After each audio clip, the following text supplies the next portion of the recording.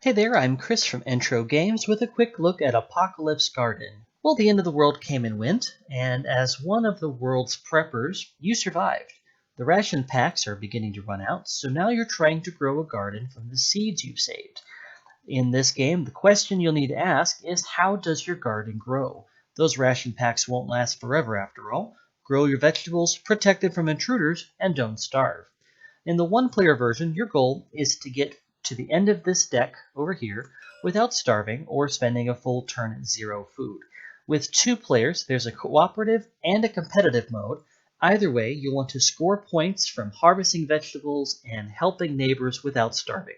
I'll be showing the two-player competitive version here, and there's 8 rounds of play. As part of setup, we'll take a garden card and then we'll give it a spin. This plain brown plot here indicates where you must play your first vegetable in this 3x3 grid here. If your garden ever gets to be completely empty, this is also where you'll start the first vegetable again. Each player gets a 10-card reserve deck just randomly drawn from this deck, and each player starts with 5 health. The rest of the cards make up a central deck, and the first 10 cards are laid in a row face up. So let's talk about some of these cards you see in the row here. Water is going to be useful to help vegetables grow. This is a good example of what a vegetable looks like right here. This vegetable has 2 suns and 2 waters, so that tells you exactly what it needs before it can be harvested. And in the lower left corner, it tells you how much health eating that vegetable restores. The yellow circle at the top center tells you how many points it's worth. So water helps vegetables to grow. This neighbor here is kind of a special case, and I'll get to the neighbors in just a minute. So this water card lets you place 2 water cubes in every space along one row or one column. So there's a little spatial element to it as well. A card like this means you have a choice. You have a good action and a bad action that you can take if you choose this card. The yellow cards are all defenses, and these are going to be useful to protect yourself against intruders. And a couple more vegetables here. Again, the number of sun and the number of water each vegetable needs will change, along with how much health that it actually gives you. This is sun or growth cubes, and each of these cards will give you some number of yellow growth cubes to put along one row or one column. You get 1 or 2 cubes in each space along that row or column. Each round has 3 phases, a drafting phase, an action phase, and a planting phase. During the drafting phase, players will go back and forth drafting 1 card at a time from the center row, and then placing it to the left or right of the cards they've already drafted. So you're programming this order as you go. So I might play this card here, and I'll take this action card here. I might then draft some more growth cubes, and so on. After everything's drafted, we'll take any actions that were drafted, then get to planting. In this case, there was 1 action card drawn, and the person that drafts the card gets to choose whether they take it as a thing that helps me on the green side or a thing that hurts my opponent. It's entirely up to you. Once that's done, you'll get to planting. And in planting, this is where you will simultaneously place or resolve each card that you drafted one at a time from left to right. So your vegetables will go in the garden. And again, the first thing I put in has to follow the pattern on this card. I'm going to put other stuff adjacent to it.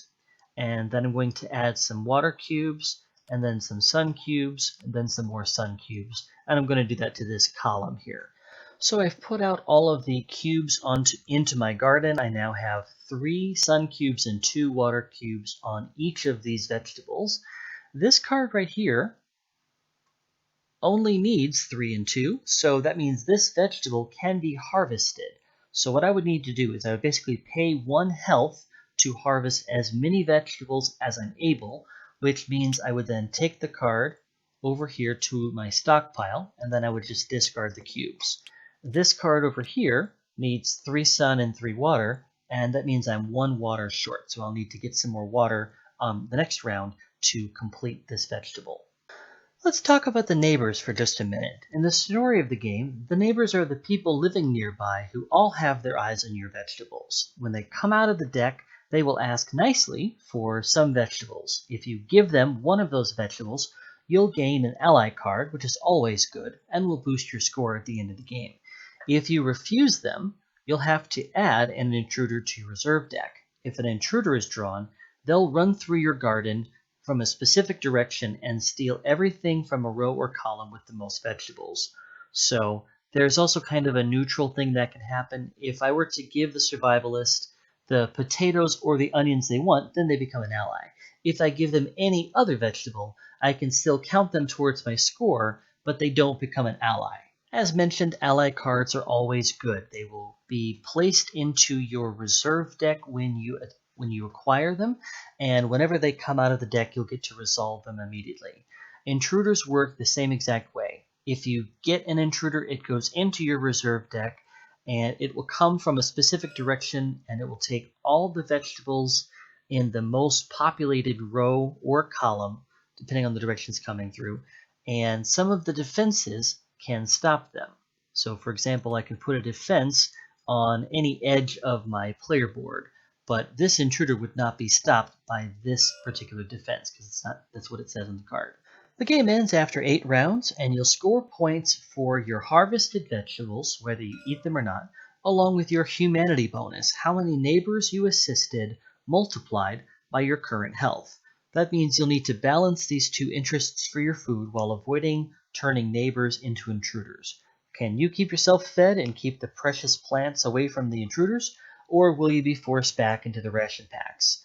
This has been Apocalypse Garden, and I've been Chris Bakke from Intro Games. Thanks for watching.